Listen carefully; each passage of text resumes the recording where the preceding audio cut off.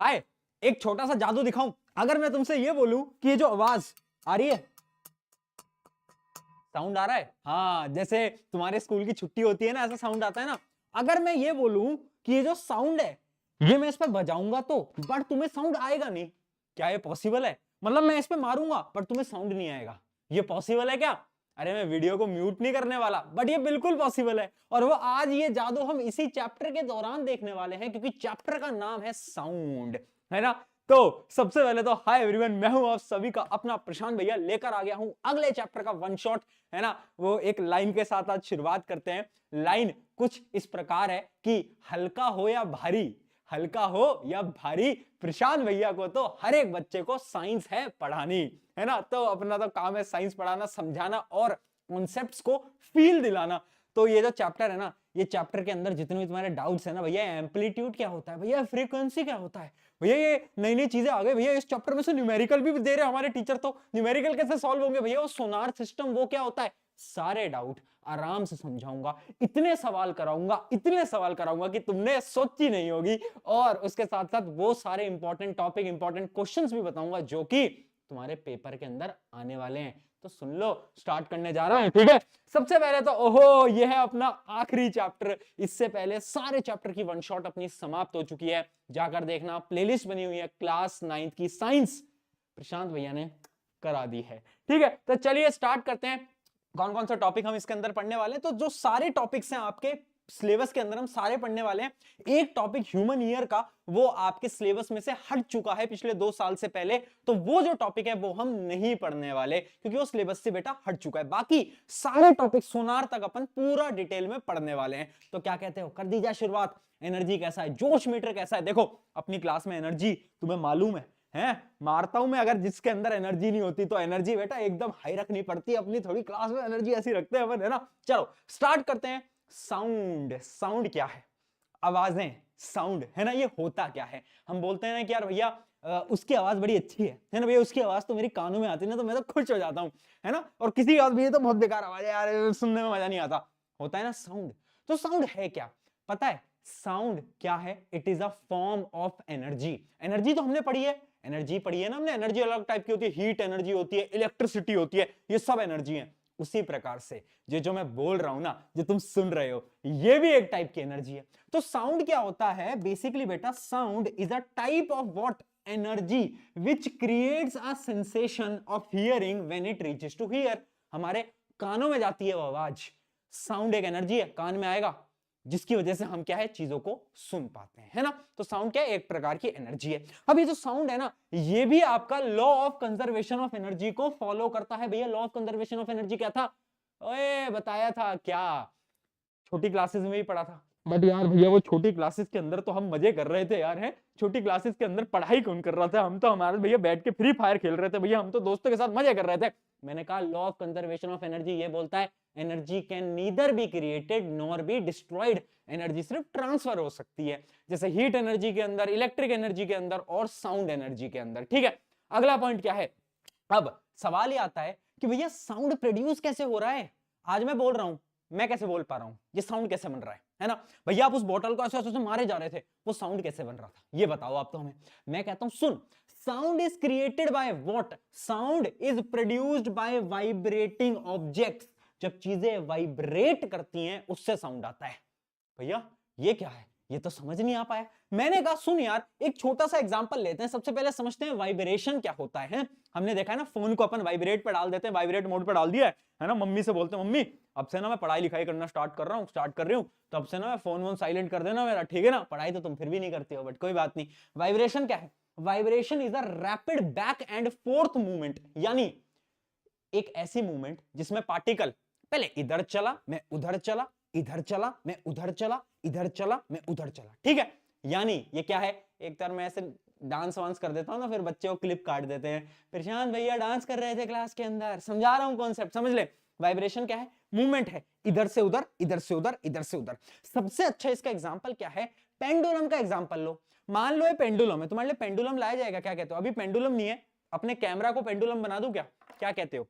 बेटा देखो, अगर मेरा कैमरा खराब हुआ ना, तुम लोगों से आज पैसे वसूलूंगा मैं। मान लो ये मेरा कैमरा है, देख रहे हो, कितनी खतरनाक चीजें कर रहा हूं मैं तुम्हारे लिए यार, पर ठीक है चलता है। ये कैमरा है, ठीक है, इसको मैंने लटका दिया, अब ये इस पोजीशन पे, अब इधर जाएगा, फिर इधर जाएगा, फिर ये वापस आएगा, है ना, ऐसी तो मूव करती है चीजें। यानी क्या हो रहा है, ये वाइब्रेट हो रहा है, हल्का हल्का हल्का हल्का हल्का मूवमेंट कर रहा है, तो उसको अपन क्या बोलते हैं, उसको अपन बोलते हैं वाइब्रेशन। यानी ये जो साउंड आ रहा है ना, ये कहीं ना कहीं वाइब्रेशन की वजह से आ रहा है। बट भैया अब भी क्लियर नहीं हुआ कि साउंड वाइब्रेशन से आ रहा है, मैं मान लेता हूं, बट साउंड हमारे पास तक कैसे पहुंचा? मैंने बोला तुम्हारे पास तक कैसे पहुंचा, वो साउंड तुम तक पहुंच कैसे पाया, सवाल तो मेरा ये है। तो उसका ना बड़ा एक सिंपल सा जवाब है कि देखो साउंड कैसे ट्रांसफर करता है ना, वो आपको समझना पड़ेगा। मान लो तुम्हारी असेंबली में कुछ लोग हैं, चिंटू मिंटू सिंटू पिंटू, है ना, नेहा सुनैना सब हैं, ठीक है। इमेजिन करो तुम एकदम लाइन में खड़े हो, ठीक है। अब तुम पार्टी कर लो बेटा, ठीक है, तुम 5 के 5 पार्टी कर लो। अब तुमने क्या करा, उसको हल्का सा धक्का दिया। क्या करा तुमने, होते हैं ना वो बैक बेंचर क्या करते थे, बैक बेंचर जो होते हैं असेंबली में खड़े होके ऐसे पुश करते हैं, ऐसे पुश करा, है ना। तुम अपनी जगह से मूव नहीं करा, तुमने बस ऐसे पुश कर दिया उसको। तुमने जैसे इसको पुश करा, अरे इसने आगे पुश कर दिया, इसने आगे पुश करा, फिर इसने आगे पुश करा, इसने आगे पुश करा। ऐसे क्या हुआ, जो पार्टिकल है ना वो ऐसे पुश करते गए,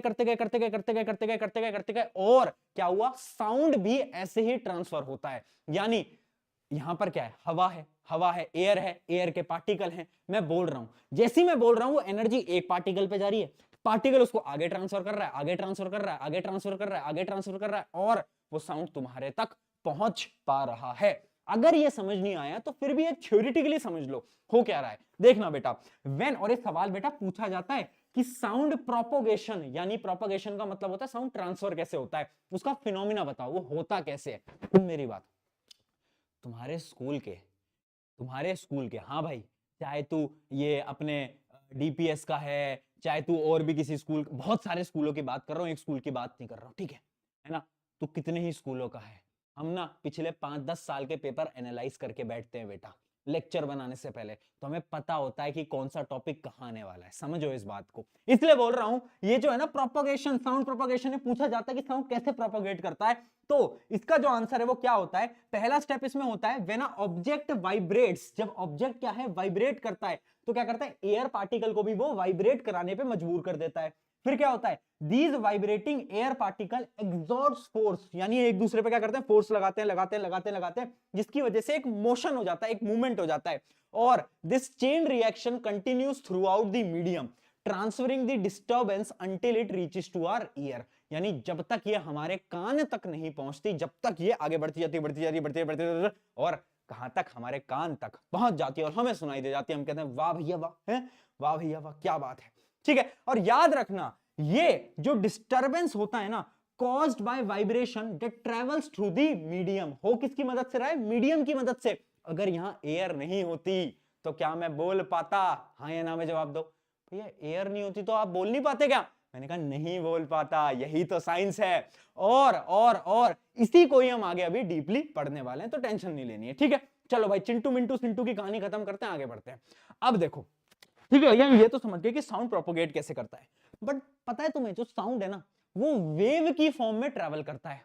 भैया ये वेव क्या है यार, आप एक नई नई टर्म्स ले आते हो, है ना, कुछ समझ हमें आता नहीं है ना। हम तो एक रात में, हमें तो भैया सिलेबस खत्म करना है, आप वो बताया करो, ये फालतू की टर्म मत लाया करो। अच्छा हाँ, बहुत बच्चे मुझसे पूछते हैं कि how to complete syllabus in 1 day.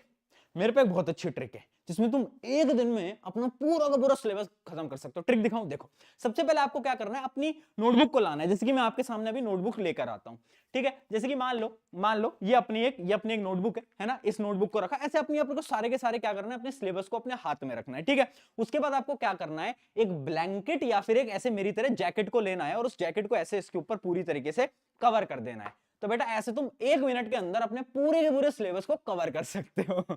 मजाक से हटके पढ़ाई करो, उससे ही होगा सिलेबस कवर, ठीक है। आ जाओ, देखो अब क्या है, आपका साउंड जो है वो वेव की फॉर्म में क्या है, ट्रैवल कर रहा होता है। तो अब भैया वेव क्या होती है, वेव देखना, वेव की डेफिनेशन बड़ी इंपॉर्टेंट है। A wave is a disturbance, क्या है, एक टाइप का डिस्टर्बेंस या फिर एक टाइप का ऑसिलेशन है, that travels from one location to another accompanied by transfer of energy without permanent displacement of particle in the medium। इतनी भारी चीज, ये क्या है, देखो बेसिकली वेव क्या होती है, जो अभी मैंने तुम्हें प्रोसेस समझाया ना, वो वेव ही थी। यानी वेव क्या है, एक टाइप का डिस्टर्बेंस है जिसमें एक पार्टिकल वाइब्रेट होता है, एनर्जी को दूसरे पे ट्रांसफर करता है, दूसरा तीसरे पे करता है, तीसरा चौथे पे करता है। ऐसे एनर्जीज ट्रांसफर होती जाती हैं और वो जो पार्टिकल है ना वो अपनी प्लेस पे रहता है। मैंने क्या बताया, पार्टिकल इधर जाएगा उधर आएगा, इधर आएगा उधर, मूव नहीं करेगा, वो ऐसे चल के यहां नहीं आ जाएगा, वो बस अपनी वाइब्रेशन की मदद से एनर्जी को ट्रांसफर करता रहेगा। और वही आपकी क्या कहलाती है, वही आपकी वेव कहलाती है। ठीक है, अब यहां पर सवाल आता है कि वेव जो होती है वो कितने टाइप की होती है। तो बेसिकली मीडियम के अकॉर्डिंग वेव टू टाइप की होती है। किसके अकॉर्डिंग बेटा, मीडियम के अकॉर्डिंग वेव टू टाइप्स की होती है, बेस्ड ऑन दी मीडियम। वो होती हैं आपकी मैकेनिकल वेव्स और वो होती हैं आपकी इलेक्ट्रोमैग्नेटिक वेव्स। अब हमें इस चैप्टर के अंदर केवल और केवल मैकेनिकल वेव्स पढ़नी है, इलेक्ट्रोमैग्नेटिक वेव्स नहीं पढ़नी। बट इन दोनों का डिफरेंस तुम्हें पता होना चाहिए। भैया ये क्या है मैकेनिकल, मैकेनिकल तो वो होते हैं ना गाड़ी वाड़ी जो ठीक करते हैं मैकेनिक, और इलेक्ट्रोमैग्नेटिक आई आई ये क्या है है ना। बहुत सारे बच्चे ये क्या है भैया, देखो मैं बताता हूं, सुन मेरी बात ध्यान समझना, बड़ा सिंपल पार्ट है। मैकेनिकल वेव्स वो वेव्स होती हैं जिनको ट्रांसफर होने के लिए मीडियम की आवश्यकता है। जैसे कि आज मैं बोल रहा हूं तो साउंड वेव को मीडियम की आवश्यकता है। अगर यहां पर मीडियम नहीं होता, एयर नहीं होती, तो क्या साउंड ट्रांसफर होता, नहीं हो पाता। मैकेनिकल वेव्स वो हैं जिनको मीडियम चाहिए, इलेक्ट्रोमैग्नेटिक वेव्स वो हैं जिनको मीडियम की कोई आवश्यकता नहीं है। भैया इसका एग्जांपल क्या है, एग्जांपल है लाइट। सूरज की जो किरणें आती हैं वो कहां से आती हैं, स्पेस से आती हैं। स्पेस में कोई एनवायरनमेंट है क्या, स्पेस में कोई मीडियम है क्या, नहीं है भाई, वहां तो वैक्यूम है ना। तो यानी जो लाइट आ रही है वो किसका एग्जांपल है, इलेक्ट्रोमैग्नेटिक वेव का। तो बेस्ड ऑन मीडियम दो प्रकार की वेव होती हैं और उनका डिफरेंस बार बार पूछा जाता है, स्टार मार्क कर लेना। डिफरेंस क्या है, मैकेनिकल वेव्स वो होती हैं जिनको मीडियम की रिक्वायरमेंट है, जबकि आपकी जो इलेक्ट्रोमैग्नेटिक वेव्स होती हैं वो होती हैं जिनको मीडियम की बिल्कुल भी रिक्वायरमेंट नहीं होती। एग्जांपल क्या है, साउंड वेव, इसका एग्जांपल क्या है आपका, बोलो लाइट, है ना। ये जो है आपकी वैक्यूम में ट्रेवल कर सकती हैं, ये आपकी वैक्यूम में ट्रेवल नहीं कर सकती। अब शुरू में मैंने आपको एग्जांपल दिया था कि अगर मैं बॉटल को मारूं तो तुम्हें नहीं सुनाई देगा, क्या ये पॉसिबल है, बिल्कुल पॉसिबल है। इमेजिन करो, इमेजिन करेंगे, है ना, अपनी यादों में जाएंगे और इमेजिन करेंगे तुम और मैं चांद पे चले, तुम और मैं चांद पे अगर गए, है ना, इमेजिन करो चांद पे अपन दोनों हैं, है ना, और अपन ने वो सूट वूट पहना हुआ है और मुझे तुमसे बात करनी है ना, या फिर मैं हाथ में बॉटल ले रखी है, उस बॉटल को मैं बजाए जा रहा हूं, क्या तुम्हें आवाज आएगी, नहीं आएगी। क्यों नहीं आएगी, क्योंकि मून पे कोई क्या है, मीडियम नहीं है, वहां पर वैक्यूम है। अब जहां पर भैया वैक्यूम है ये तो हमें मालूम है, वहां पर साउंड ट्रेवल नहीं कर सकता। तो वो जो एस्ट्रोनॉट है ना वो आपस में कैसे बात करते हैं, सोचो क्या है उनका मीडियम। अब ना बहुत सारे अलग अलग उनपे डिवाइसेस आ गए हैं, है ना, उनके एक सूट के अंदर ही डिवाइस होता है जिससे कि वो बोलते हैं और सामने वाले को सुनाई दे जाता है। तो उनके सूट के अंदर ही डिवाइसेस होते हैं, है ना। वो वैक्यूम में अगर वो ऐसे नॉर्मली बोलेंगे ना तो आवाज नहीं जाने वाली, समझो इस बात को, ठीक है। तो ये कुछ डिफरेंस है और ये डिफरेंस आपको पता होना चाहिए, ये दो तीन डिफरेंस बस, डिटेल में तुम बड़ी क्लासेस के अंदर इसको पढ़ रहे होते हो। अब अगली वेव आ जाती है, based on motion of particle, यानी जो आपके जो पार्टिकल है ना वो कैसे वाइब्रेट कर रहे हैं, उनके मोशन के हिसाब से वेव्स को वापस से दो पार्ट के अंदर डिवाइड किया जाता है। क्या है दो टाइप, पहला है आपका ट्रांसवर्स वेव और दूसरा है आपका लॉन्गिट्यूडनल वेव्स, और इनका डिफरेंस तो 101% पूछा जाता है, ठीक है। अब इनका डिफरेंस क्या है, ये होती क्या है भैया, यही समझ नहीं आया, ट्रांसफर लॉन्गिट्यूडनल हमें याद नहीं रहता। मैंने कहा तुझे याद करा दूंगा, तुझे याद करा दूंगा, तो भरोसा रख, तो विश्वास रख, तेरे प्रशांत भैया है ना यार, इतना डरना नहीं होता अपन को, साइंस एकदम चिल है। क्या है बेटा, चिल है ना, तो तू बस आराम से एंजॉय कर, मैं पढ़ा दूंगा। देख ट्रांसवर्स और लॉन्गिट्यूडनल में क्या फर्क है, एक इमेजिन करें, कुछ एग्जांपल लें। एग्जांपल किसका लिया जाए, रुको कहीं से एक रबड़ में चुरा कर लाया हूं तुम्हारे लिए, है ना। अब ये मत पूछना किसका है ये, है ना, बट हाँ जैसे लड़कियां लगाती हैं ये वो है। तो अब इमेजिन करना, देखो मैंने जब इसको स्ट्रेच करा,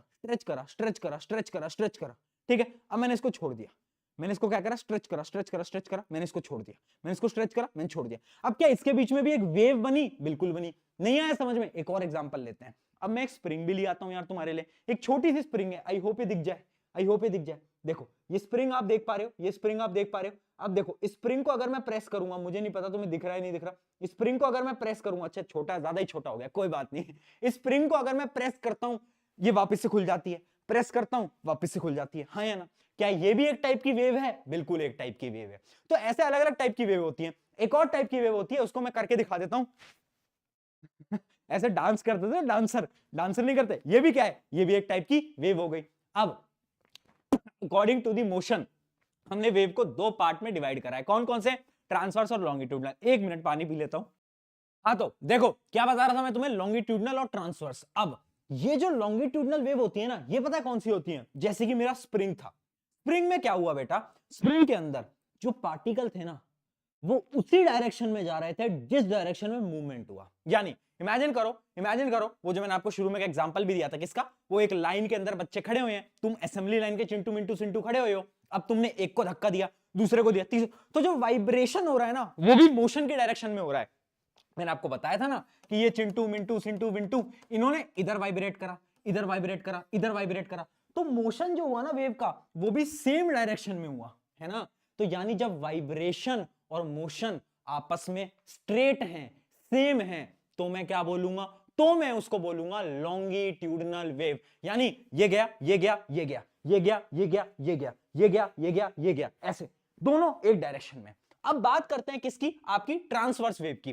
ट्रांसवर्स वेव में क्या होता है, मान लो आपका जो पार्टिकल है ना वो वाइब्रेट पता है कैसे करता है, ऊपर नीचे, ऊपर नीचे, ऊपर नीचे, ऊपर नीचे, ऊपर नीचे, ठीक है, कैसे कर रहा है, ऊपर नीचे, ऊपर नीचे। और जो आपकी वेव है वो कहां जा रही है, वो आपके आगे जा रही है, ये आपकी वेव जा रही है, ये आपका पार्टिकल ऊपर नीचे, ऊपर नीचे, ऊपर नीचे, ऊपर नीचे, है ना, समझे, वेव आगे जा रही है, बट पार्टिकल जो है वो परपेंडिकुलर क्या कर रहा है, मूवमेंट कर रहा है। जब ऐसी कंडीशन आ जाए तो उसको हम बोल देंगे ट्रांसवर्स। यानी ट्रांसवर्स क्या होता है, जहां पर पार्टिकल जो है परपेंडिकुलर मूव करता है as the direction of wave propagation, जबकि यहां पर सेम डायरेक्शन है, एकदम सीधे सीधे। यहां पर क्या है, पार्टिकल ऐसे जा रहा है, वेव ऐसे जा रही है, समझ गए। अब भैया याद कैसे करेंगे, ये कभी याद ही नहीं हो पाया। मैंने कहा तुझे ट्रिक बता देता हूं। तेरे पीटी सर तुझे याद है, पीटी सर जो तेरे स्कूल में होते हैं, तो तुझे बस ट्रिक याद करनी है कि पीटी सर ने तुमसे ये बोला, क्या बोला पीटी सर ने, कि तुम क्लास में सो रहे थे, पीटी सर ने तुमसे बोला ओए स्लीप लेटर, स्लीप लेटर यानी बाद में सोना बेटा, स्लीप लेटर, है ना। क्या तुम्हें समझ में आया, पीटी सर ने बोला हमसे, पीटी सर ने बोला कि स्लीप लेटर, है ना। अब पीटी यानी पीटी सर क्या करवाते हैं, है ना, पीटी सर एक्सरसाइज कराते हैं। अब बेटा ध्यान से देखना, पी यानी क्या है, पी यानी है परपेंडिकुलर और टी यानी है ट्रांसवर्स। यानी ट्रांसवर्स वेव वो होती हैं जिसमें मोशन जो है पार्टिकल का वो परपेंडिकुलर होता है, जबकि स्लीप लेटर यानी एस क्या है, एस है स्ट्रेट और एल है लॉन्गिट्यूडनल। यानी लॉन्गिट्यूडनल कहां पर होंगी वेव, जहां पर पार्टिकल एकदम स्ट्रेट होगा, यानी सेम डायरेक्शन में होगा। हाँ या ना, हाँ या ना। पीटी सर ने बोला मुझसे sleep later, perpendicular, transverse wave और स्ट्रेट यानी लॉन्गिट्यूडनल। क्या ये बात हमें समझ में आ गई, याद रखेंगे लॉन्गिट्यूडनल में क्या होता है, डायरेक्शन सेम रहती है और ट्रांसवर्स में परपेंडिकुलर होती है पार्टिकल की डायरेक्शन। एग्जांपल क्या है, लॉन्गिट्यूडनल का एग्जांपल है साउंड, या फिर अभी मैंने आपको स्प्रिंग दिखाई ना, स्प्रिंग वो भी लॉन्गिट्यूडनल। साउंड जो है आपका, जो साउंड प्रोपोगेट होता है ना, वो भी लॉन्गिट्यूडनल वेव की ही फॉर्म में प्रोपोगेट होता है। जबकि ये जो ट्रांसवर्स वेव है इसका क्या एग्जांपल है यानी कभी कोई एक रस्सी को लेना और उस रस्सी को ऐसे करने की कोशिश करना, तो उस रस्सी में जो वेव बनेगी ना, पार्टिकल तो ऊपर नीचे ऑसिलेट कर रहे हैं बट वेव की डायरेक्शन क्या होगी, आगे। जैसे एग्जांपल करो, ये देखो, इसमें पार्टिकल कहां ऑसिलेट कर रहे हैं, पार्टिकल ऊपर नीचे, ऊपर नीचे, ऊपर नीचे, ऊपर नीचे, ऊपर नीचे, ऊपर नीचे, बट वेव कहां जा रही है, वेव आगे की तरफ जा रही है, तो वो मेरी कहलाएगी ट्रांसवर्स। ठीक है, यहां तक क्लियर हो गया। अब इनके डिफरेंस समझो। देखो ये जो होता है ना ट्रांसवर्स आपकी जो वेव होती है, इसके अंदर दो पॉइंट होते हैं, एक होता है आपका क्रेस्ट और एक होता है आपका ट्रफ। ये क्या होते हैं, देखो वेव कैसे मूवमेंट करती है, वेव कुछ इस प्रकार से मूवमेंट करती है। हाँ या ना बोल, हाँ भैया ऐसी करती है, हमने देखा, अभी आपने करके दिखाया, तुम्हारे लिए एक तो मैं नाच देता हूं, है ना, फिर तुम कहते हो भैया समझ नहीं आया ठीक है, तो ऊपर नीचे होता है, तो ये जो टॉप वाला पॉइंट होता है ना, इसको हम बोलते हैं क्रस्ट, और ये जो नीचे वाला होता है ना, इसको हम क्या बोलते हैं, ट्रफ। ठीक है, तो जो टॉपेस्ट पॉइंट होता है उसको हम बोलते हैं क्रेस्ट और ये जो नीचे वाला होता है इसको हम बोलते हैं ट्रफ।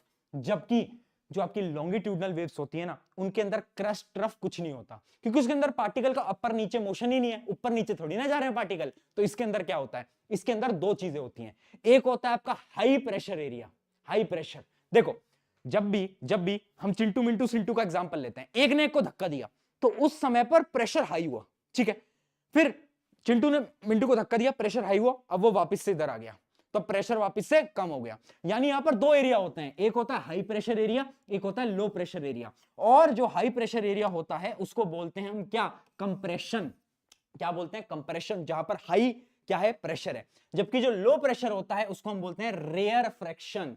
क्या बोलते हैं, रेयर फ्रैक्शन। यानी इसके अंदर क्या हो रहा होता है कि कुछ एरियाज तो होते हैं ऐसे बिल्कुल कंप्रेस्ड, जबकि कुछ एरिया होते हैं जो कि आपके रेयर फ्रैक्शन है, जिनके बीच में क्या होता है, प्रेशर कम होता है। क्या ये बात हमें समझ में आ गई, कंप्रेशन रेयर फ्रैक्शन समझ में आ गया। यहां पर क्रेस्ट और ट्रफ होते हैं, बहुत बढ़िया। अगला देखते हैं, एग्जांपल मैं आपको दे चुका हूं। उसके अलावा क्या है, याद रखना, ये जो ट्रांसवर्स वेव होती है ना, इसका एग्जांपल क्या है, लाइट।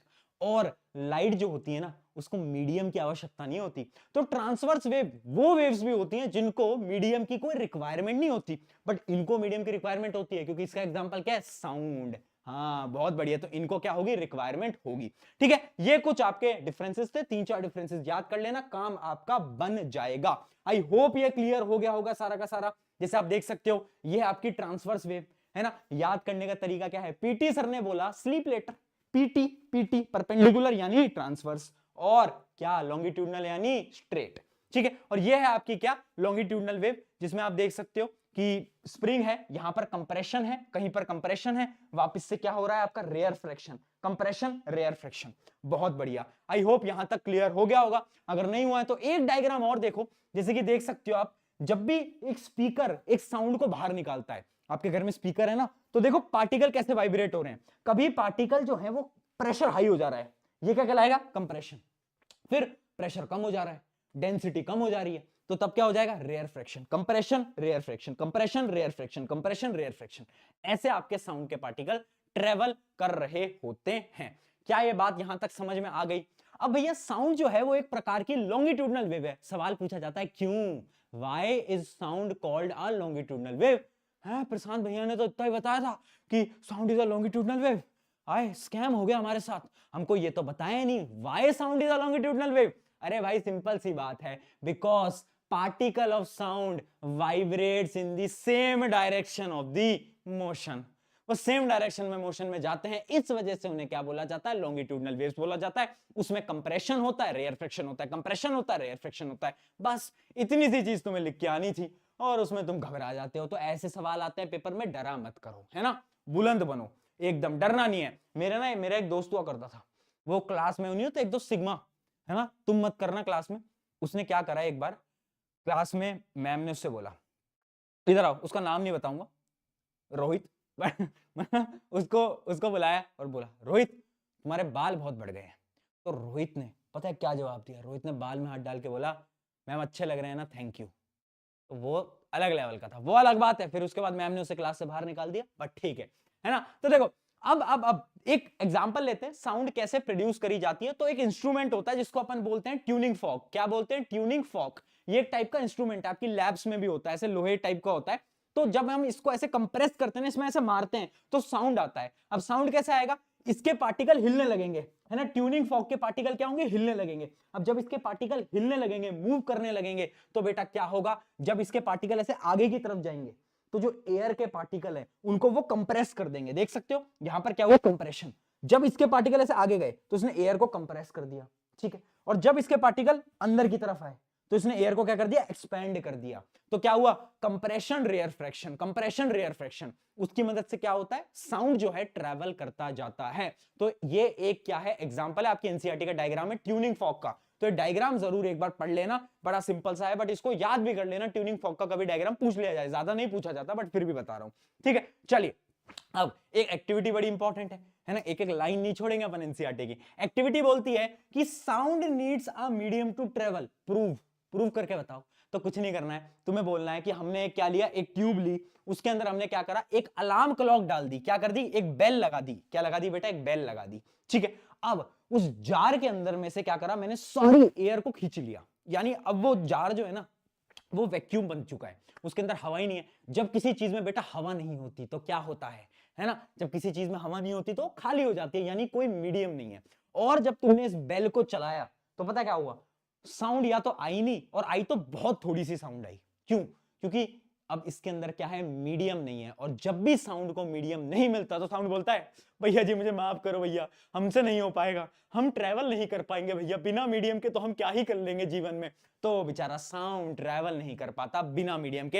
ये एक्टिविटी भी क्या है आपको याद रखनी है ना, ये आपके एनसीईआरटी की एक्टिविटी है, इलेक्ट्रिक बेल वाली एक्टिविटी, ठीक है। चलिए अब बढ़ते हैं आगे, सवाल देखते हैं। मन में एक सवाल आया, मन में लड्डू फूटा, why are sound waves called mechanical waves? Because sound waves need medium to travel, without medium it can not travel. बहुत बढ़िया बेटा, है ना। आगे देखते हैं, अब आ जाते हैं हम अगले portion of this chapter, characteristics of sound wave, जो कि बड़ा इंपॉर्टेंट है। न्यूमेरिकल आएंगे यहां से, कान दिमाग सब कुछ खोलना, दिमाग नहीं खुला तो शायरी याद कर लेना, कौन सी, जली को आग कहते हैं, भुजी को राख कहते हैं, और जो तुम्हारे पास नहीं है बेटा उसको दिमाग कहते हैं। चलिए अब शुरुआत करते हैं कैरेक्टरिस्टिक्स। कुछ कैरेक्टरिस्टिक्स पढ़ने हमें किसके, वेव के, है ना। सिर्फ साउंड वेव की बात नहीं कर रहा हूं, और भी जो तुम्हारी वेव है ना, साउंड वेव तो क्या है, एक प्रकार की, अरे बोल दो लॉन्गिट्यूडनल वेव है, मैं ट्रांसवर्स वेव की भी बात कर रहा हूं, ठीक है।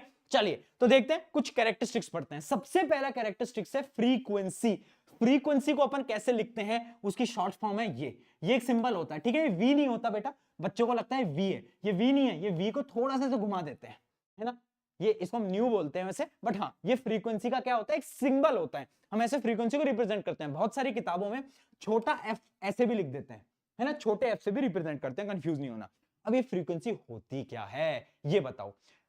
पूरे कॉन्सेप्ट को ना अपन सिर्फ एक एग्जांपल से समझेंगे, पेंडुलम के एग्जांपल से। पेंडुलम देखा है, पेंडुलम क्या होता है, घड़ी के नीचे जो लगा होता है, जो कि ऐसे मूव करता है, ऐसे मूव करता है। तो उस एग्जांपल से लो, मान लो पेंडुलम है, ठीक है, यहां पर है। अब मैं इसको, पेंडुलम कैसे मूव करेगा, ये इसकी मेन पोजीशन है, यहां पर रुका हुआ है, ये मूव करेगा यहां तक जाएगा, हाँ है ना, देखते चलो। अब ये क्या करेगा, यहां तक जाएगा, फिर वापस से अपनी मेन पोजीशन पे आके रुक जाएगा। यानी इसने मूवमेंट क्या करा, यहां से यहां तक, वापस देखो, यहां से यहां तक। ऐसा लग रहा है तुम्हें हिप्नोटाइज कर रहा हूं मैं, बट ठीक है, पिक्चरों में नहीं दिखाते, इसे ध्यान से देखो बेटा, इससे तुम हो गए हिप्नोटाइज, इससे तुम्हारा आएंगे 95%। तो यहां से लेकर यहां से और यहां तक, ये जो पूरा मोशन है ना, इसको हम बोलते हैं वन ऑसिलेशन, यानी एक साइकिल अपनी कंप्लीट हो गई। वन ऑसिलेशन समझ गए। अब देखो फ्रीक्वेंसी क्या होता है, फ्रीक्वेंसी होता है the number of oscillation that pass a fixed point in 1 second, यानी एक सेकंड में कितनी बार ऑसिलेट करा, यानी ये एक ऑसिलेशन है। ऐसे कितने ऑसिलेशन आपके पेंडुलम कर देगा एक सेकंड के अंदर। मान लो आपका पेंडुलम बहुत तेज है, वो कर रहा है ऐसे ऐसे ऐसे, तो मान लो 50 ऑसिलेशन कर देता है, तो हम ये बोलेंगे एक सेकंड के अंदर उसने 50 ऑसिलेशन करे, तो उसकी फ्रीक्वेंसी हो गई कितनी, 50 हर्ट्ज। HZ, हर्ट्ज क्या होता है, ये इसका SI यूनिट होता है बेटा, याद रखना, है ना। हर्ट्ज क्या होता है, SI यूनिट है, ये हार्ट नहीं है, दर्द नहीं हुआ है बेटा, ये हर्ट्ज है, ठीक है। ये क्या है, हर्ट्ज, ये फ्रीक्वेंसी का SI यूनिट होता है, ठीक है। अब ध्यान से डेफिनेशन याद करना, डेफिनेशन क्या कह रही है, डेफिनेशन बोल रही है नंबर ऑफ ऑसिलेशन। एक ऑसिलेशन का मतलब क्या है, इधर गया वापिस आया। अगर मैं इसे साउंड के एग्जांपल में बोलूं तो क्या होगा, कंप्रेशन होगा, रेयर फ्रैक्शन होगा। ये एक पूरा का पूरा क्या है, ऑसिलेशन है। वेव कैसे ट्रांसफर करती है, पहले कंप्रेशन होता है, फिर रेयर फ्रैक्शन होता है, फिर वापस से कंप्रेशन होता है, रेयर फ्रैक्शन होता है। तो एक ऑसिलेशन क्या हुआ, कंप्रेशन रेयर फ्रैक्शन, ये एक आपका ऑसिलेशन होता है, ठीक है।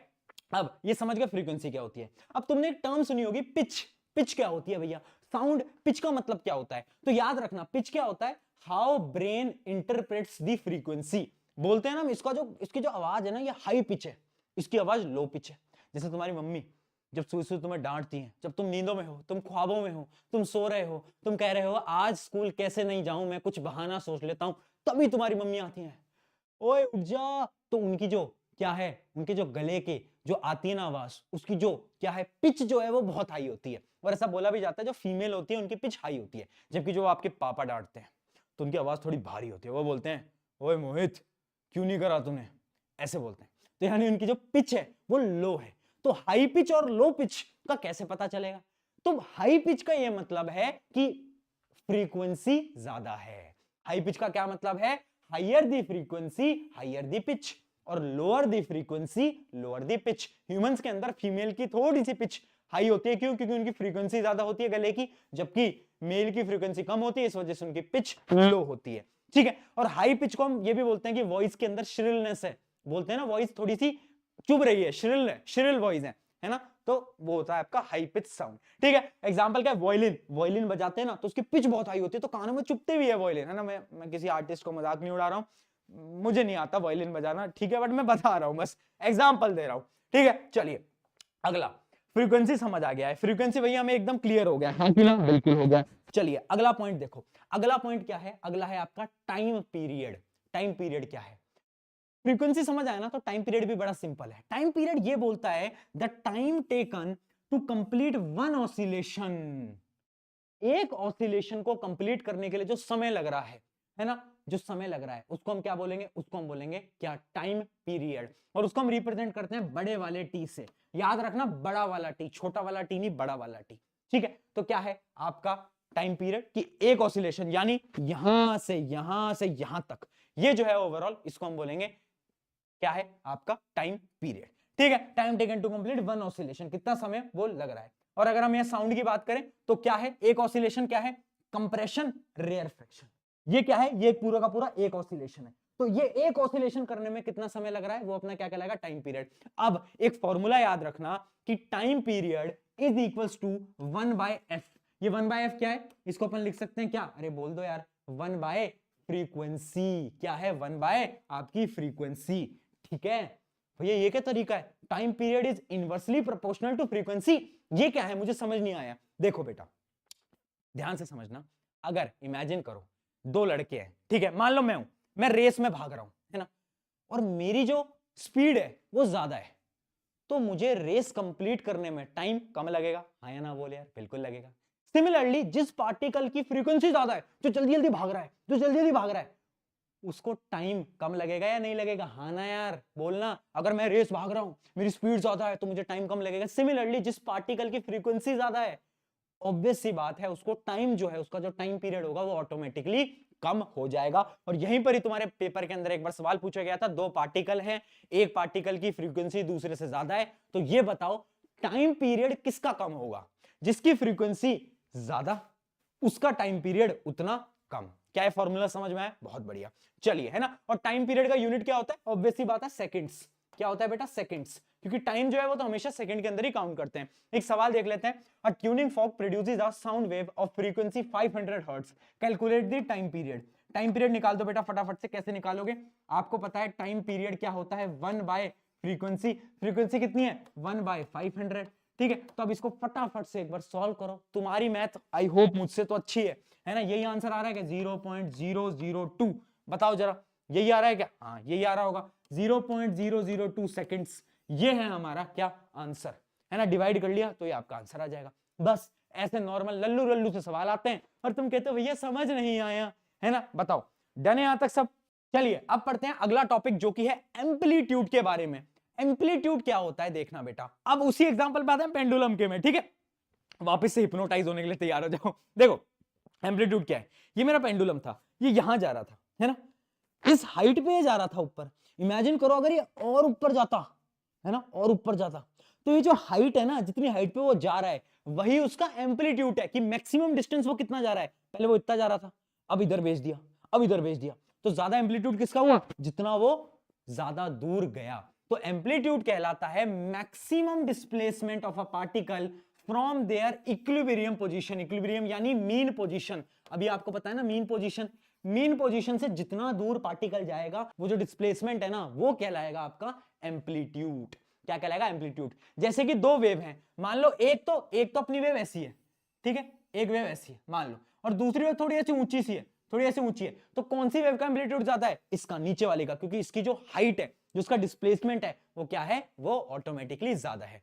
चलिए अब बढ़ते हैं, क्या ये एम्पलीट्यूड बताता क्या है, तो ये एम्पलीट्यूड बताता है लाउडनेस के बारे में। लाउडनेस क्या होता है, हाय एवरीवन मेरा नाम है प्रशांत, हाय एवरीवन मेरा नाम है प्रशांत, तो मैंने एक में बहुत जोर से बोला, एक में धीरे बोला, तो जब मैं लाउड बोलता हूं ना तो एम्पलीट्यूड मुझे बढ़ाना पड़ता है, तो जब जितना ज्यादा एम्पलीट्यूड होगा उतनी ज्यादा मैं लाउड बोल पाऊंगा, और जितना कम एम्पलीट्यूड होगा उतना ज्यादा मैं धीरे बोल पाऊंगा, यानी सॉफ्ट बोल पाऊंगा। ठीक है, ये समझ आ गया, एकदम क्लियर हो गया। चलिए अब आगे बढ़ा जाए, आगे बढ़ा जाए। चलिए अब अगला आ जाता है अपना पॉइंट वेवलेंथ का। अब ये वेवलेंथ क्या नहीं बला है भैया, खत्म ही नहीं हो पा रहा है, ये क्या क्या नई नई चीजें आ रही हैं। देखो वेवलेंथ क्या होता है, पहले डेफिनेशन पढ़े फिर समझो। देखो वेवलेंथ ये कहती है the distance between two consecutive compression और two consecutive rarefaction in the sound wave. कछु समझ नहीं आया, कछु समझ नहीं आया भैया, है ना, कछु समझ। कभी कभार खुद से भी एक दो चीजें समझने की कोशिश किया करो, है ना।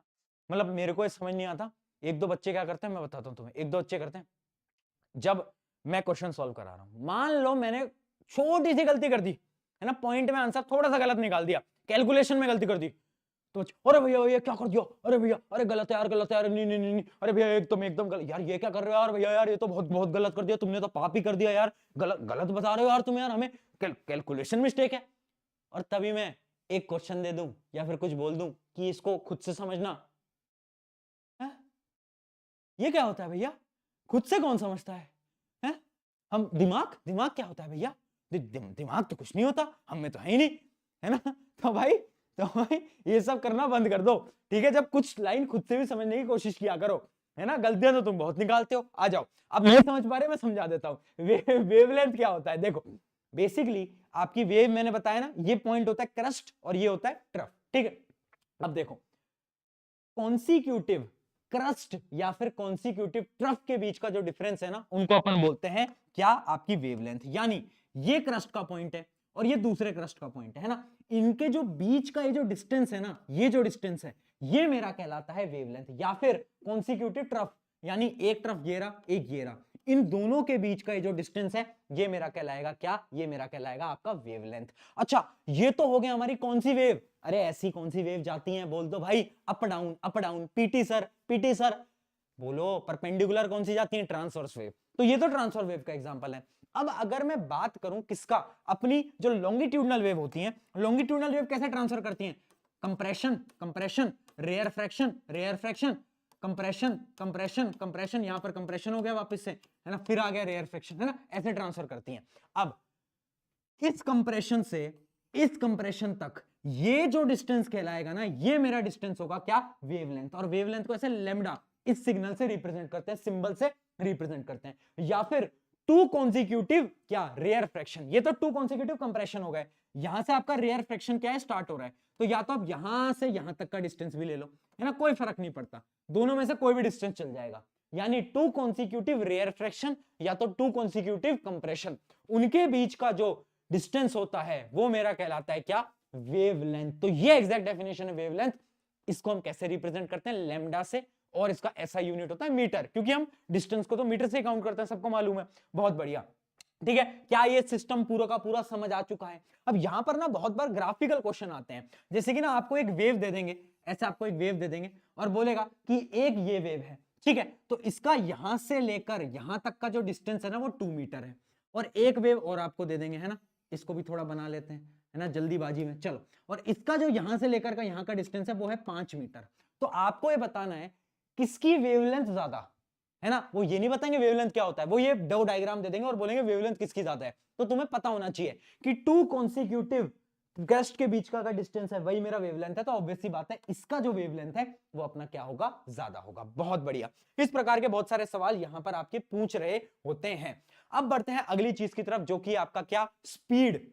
तो मुझे रफ्तार निकालनी है भैया कि रफ्तार क्या है मेरे साउंड की। तो देखो स्पीड क्या होता है? Distance by time. ये तो हम पढ़ चुके हैं भैया, स्पीड होता है मेरा क्या? Distance by time. ये तो हम बहुत बार पढ़ चुके हैं। अब यहां पर डिस्टेंस क्या है? डिस्टेंस क्या है? वेव के अंदर डिस्टेंस होती है वेवलेंथ, हाँ या ना बोल। और टाइम क्या होता है? टाइम यहां पर होता है टाइम पीरियड, पता है ना, टाइम पीरियड। तो इस फॉर्मूले को मैं लिख सकता हूं लैम्डा बाय टी, हाँ या ना बोल? हाँ या ना? बिल्कुल लिख सकता हूं। अब थोड़ी धुल्ली धुल्ली यादों में जाओ, एक फॉर्मूला हमने पढ़ा था, किसका? हमने फ्रीक्वेंसी का फॉर्मूला पढ़ा था कि frequency equals to 1 by time period. हाँ, क्या मैं इस फॉर्मूले को यहां पुट कर दूं और ये जो 1 बाय टाइम पीरियड है इसकी जगह इसको रिप्लेस कर दूं? बिल्कुल कर दो। तो ये फॉर्मूला बन जाएगा लैम्डा इनटू फ्रीक्वेंसी। और फाइनल फॉर्मूला जो आपका स्पीड का होता है ना, वो ये होता है wavelength into frequency, wavelength into frequency. और ये डेरिवेशन भी बार बार पूछी जाती है कि आपके स्पीड ऑफ लाइट का क्या फॉर्मूला होता है, उसको डिराइव करो। तो डिराइव कुछ नहीं करना है, आपको लिख देना है स्पीड जो होती है डिस्टेंस बाय टाइम होता है, डिस्टेंस क्या है? वेवलेंथ, टाइम क्या है? Time period. और 1 बाय टाइम पीरियड किसके बराबर होता है? 1 बाय टाइम पीरियड फ्रीक्वेंसी के बराबर होता है। बस आ गया आंसर। चलिए, तो ये होती है आपकी क्या स्पीड, है ना, ये होती है आपकी स्पीड। अब सवाल ये आता है कि स्पीड किन किन चीजों पे डिपेंड करती है। तो सबसे पहली चीज देखना, स्पीड डिपेंड करती है नेचर ऑफ द मीडियम, कि मीडियम कैसा है। अगर हम मीडियम की डेंसिटी को हाई कर देंगे ना, तो आपकी स्पीड भी इंक्रीज हो जाएगी। हाई डेंसिटी यानी सॉलिड जो होते हैं उनकी डेंसिटी ज्यादा होती है, लिक्विड की कम होती है, गैस की उनसे भी कम होती है। यानी जिसकी डेंसिटी हाई उसमें स्पीड ज्यादा होगी।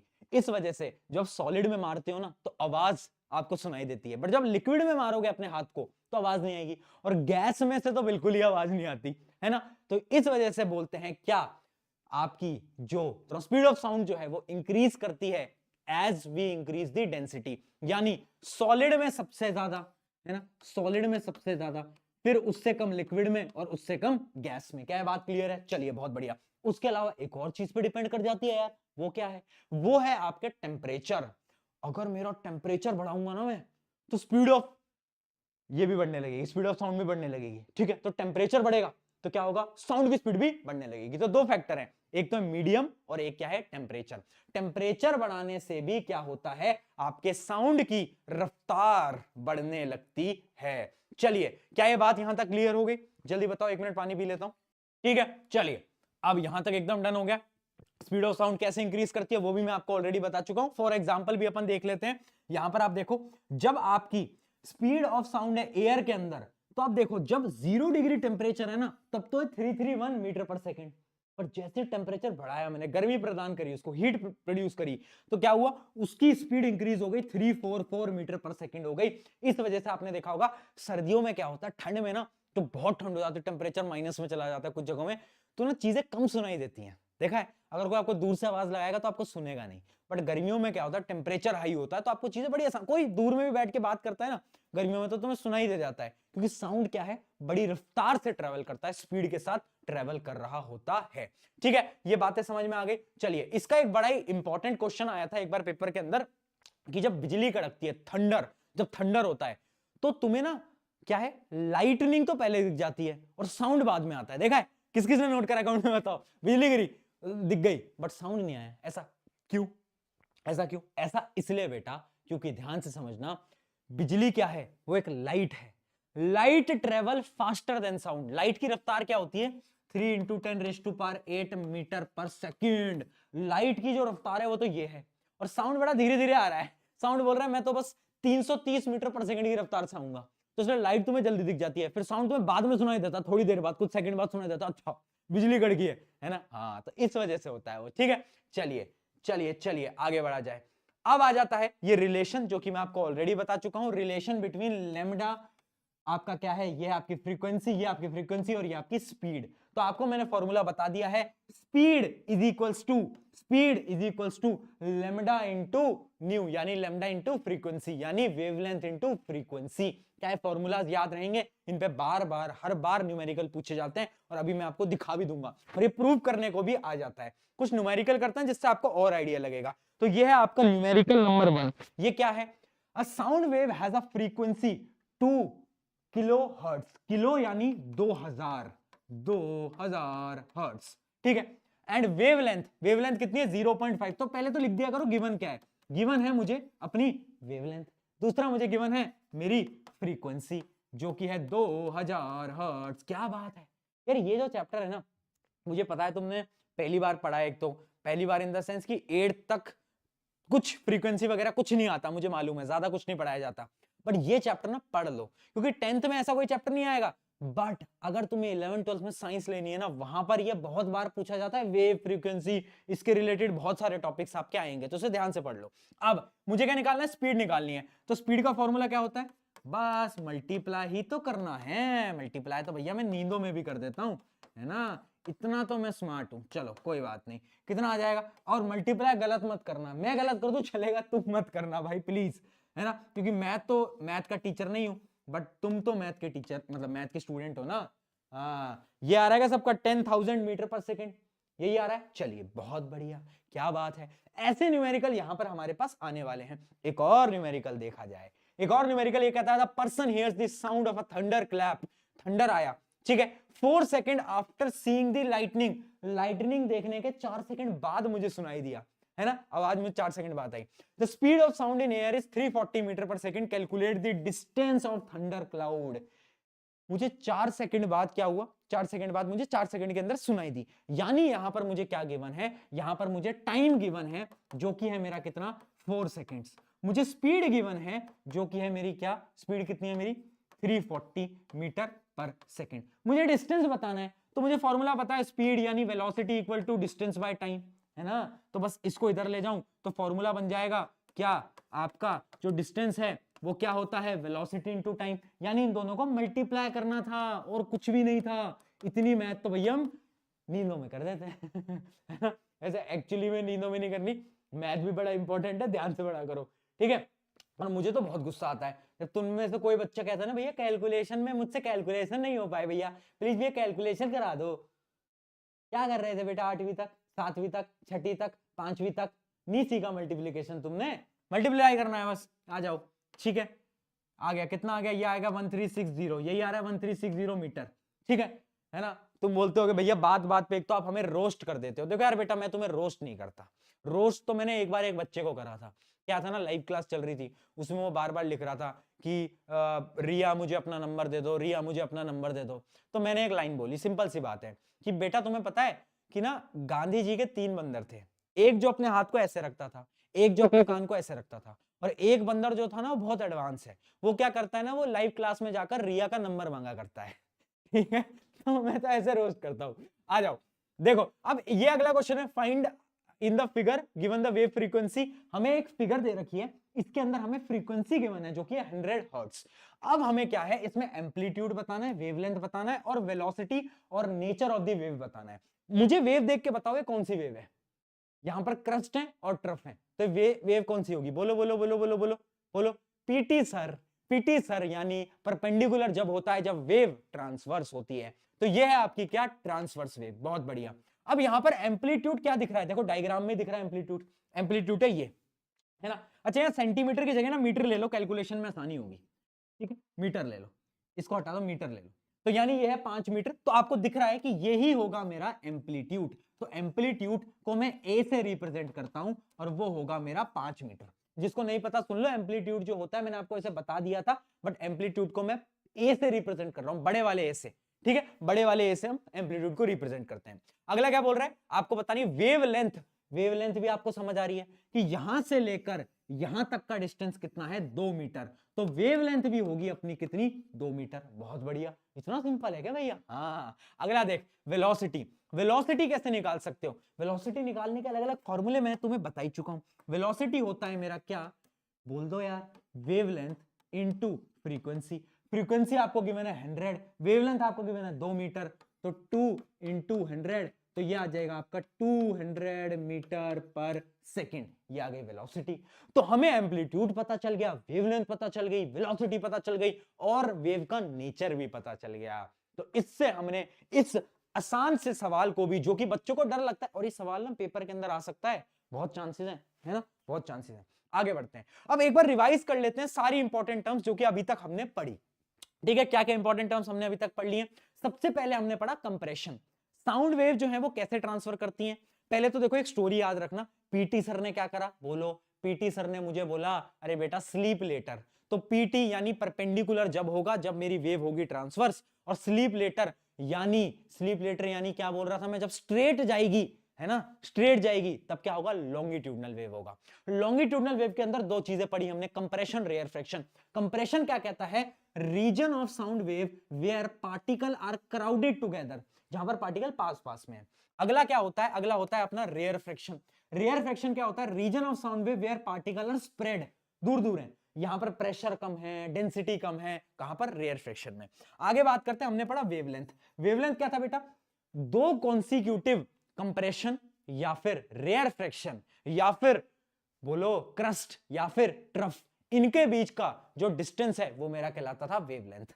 अगला आ जाता है मेरा फ्रीक्वेंसी। फ्रीक्वेंसी मैंने क्या पढ़ा, फ्रीक्वेंसी क्या था कि number of oscillation of waves per unit time, कि 1 सेकंड के अंदर कितनी बार वेव अपने ऑसिलेशन को कंप्लीट कर रही है, वो मेरी कहलाती थी उसकी फ्रीक्वेंसी। 1 सेकंड में अगर 50 बार कर रही हो तो उसकी फ्रीक्वेंसी क्या हो जाएगी, 50 हर्ट्ज। यूनिट क्या होता है, हर्ट्ज। आगे बढ़ते हैं, टाइम पीरियड। टाइम पीरियड क्या होता है, एकदम अपोजिट होता है किसके, फ्रीक्वेंसी का। टाइम पीरियड बोलता है, टाइम पीरियड हमें क्या बताता है कि एक सेकंड में कितने ऑसिलेशन हमारी वेव जो है वो कवर कर रही है।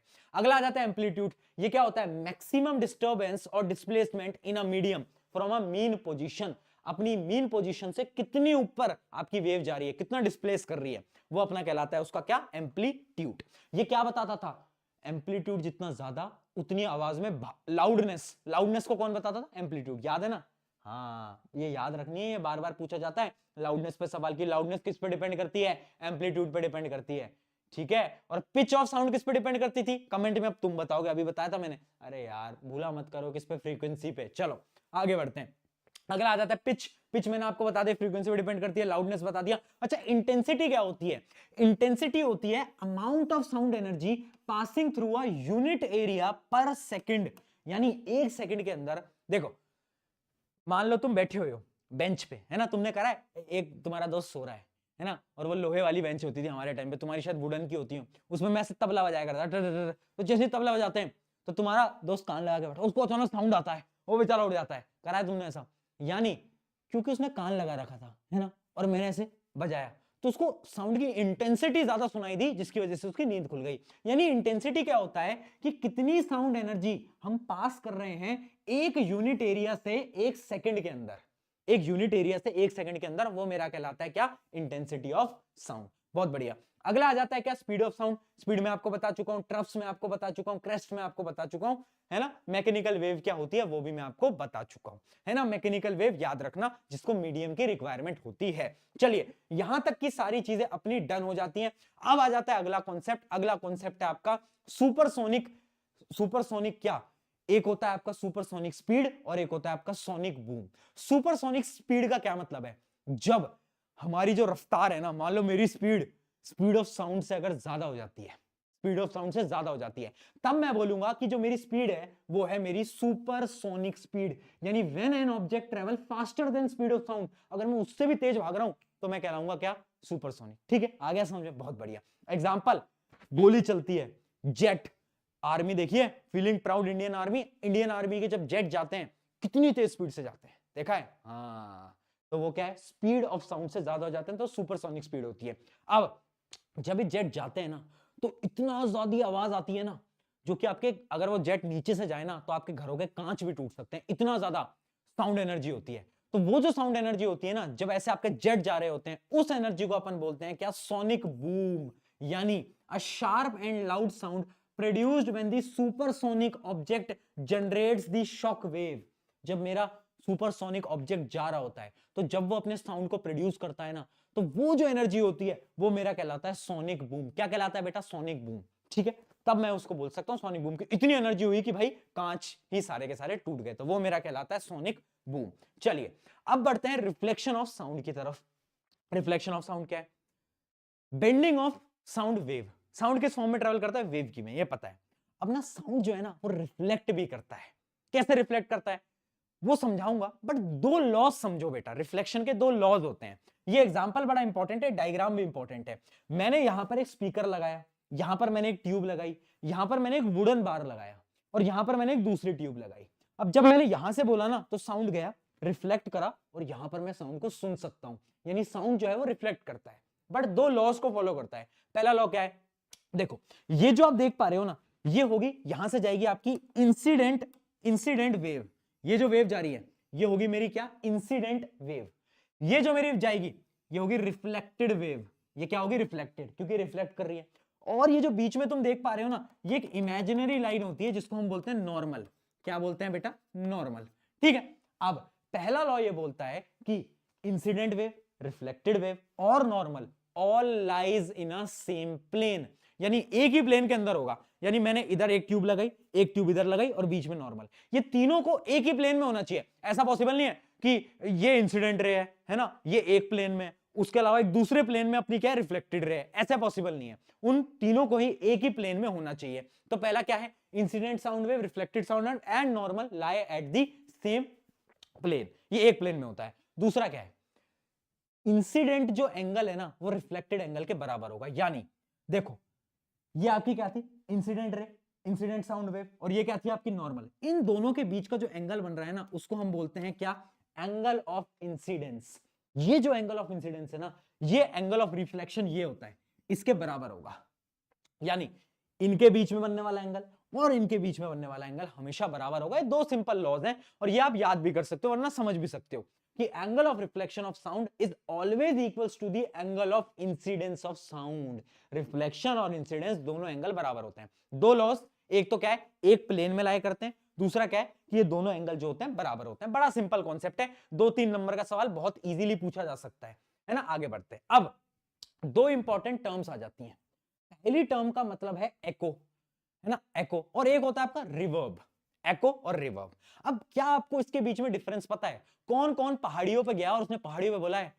वो नहीं होते आशिक लोग जाते हैं आई लव यू ऐसे चिल्लाते हैं वो, है ना, देखा है ना तुमने, वो जाते हैं पहाड़ियों पे और वो नाम लेते हैं जोर जोर से और फिर उन्हें नाम वापस से सुनाई देता है और वो खुश हो जाते हैं, लगता है ओ हो जादू हो गया।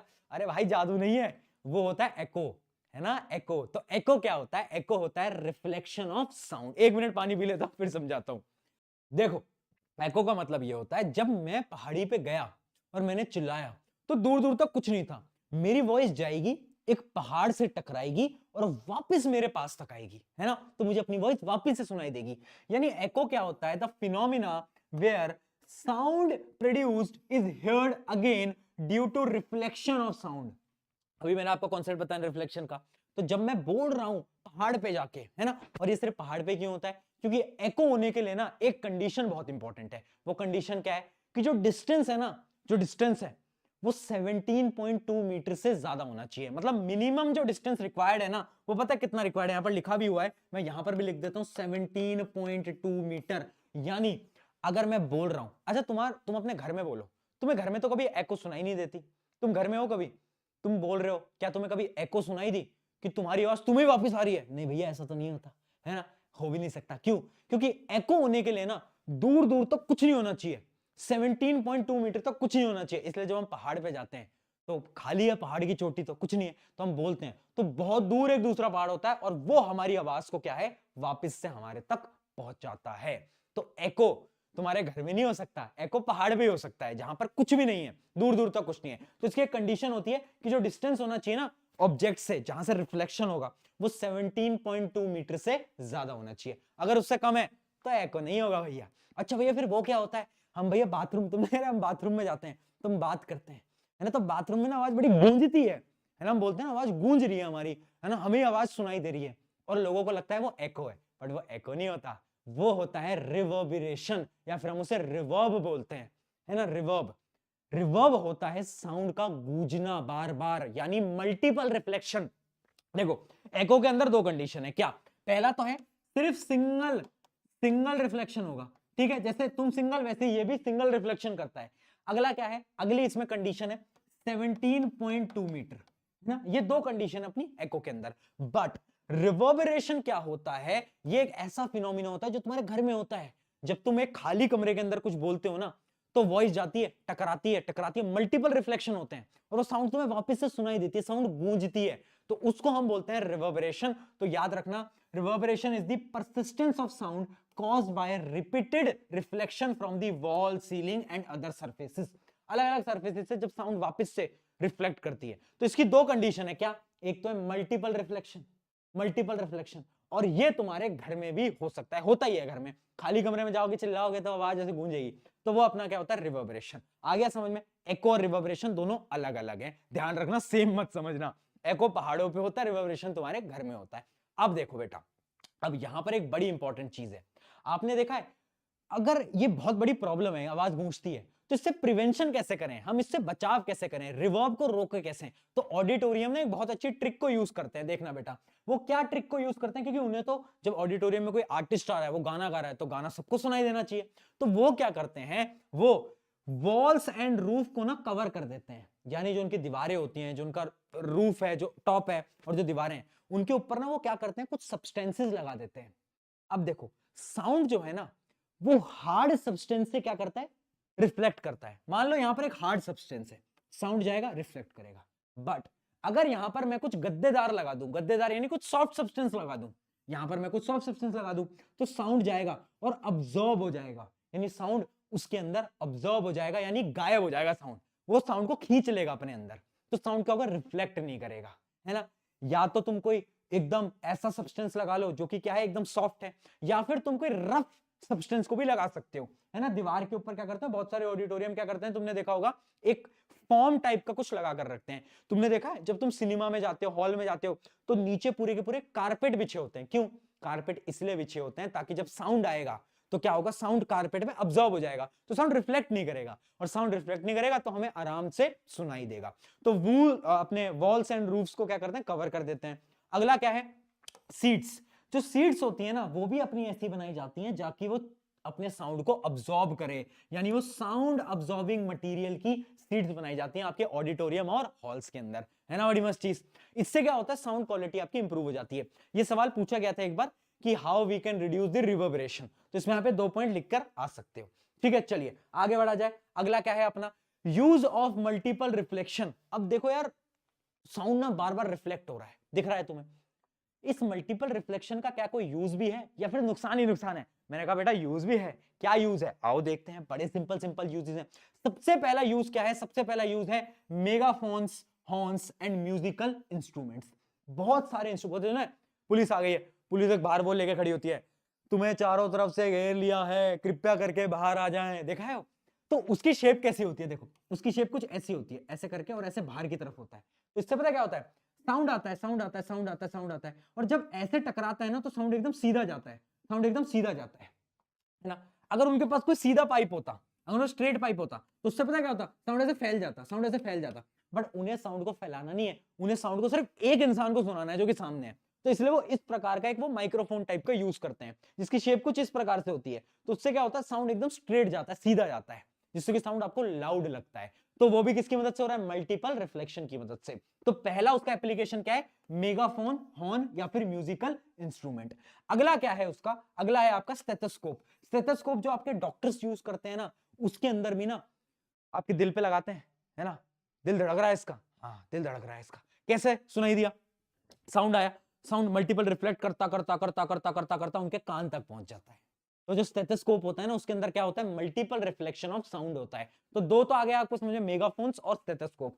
अगला क्या है, अगला है आपका अकाउस्टिक डिजाइन ऑफ हॉल्स। यानी हॉल्स में क्या करते हैं, एक डिजाइन करते हैं। देखना बेटा, हॉल्स को ना ऐसे कर्व डिजाइन किया जाता है।